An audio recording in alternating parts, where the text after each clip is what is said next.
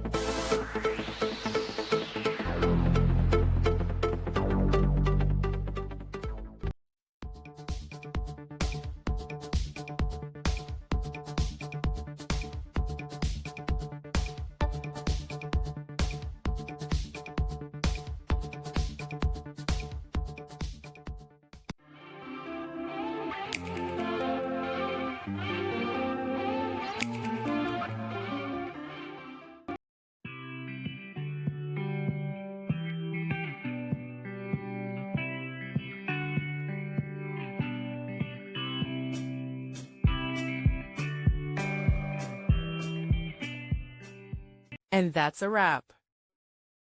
I hope you found the answer you were looking for.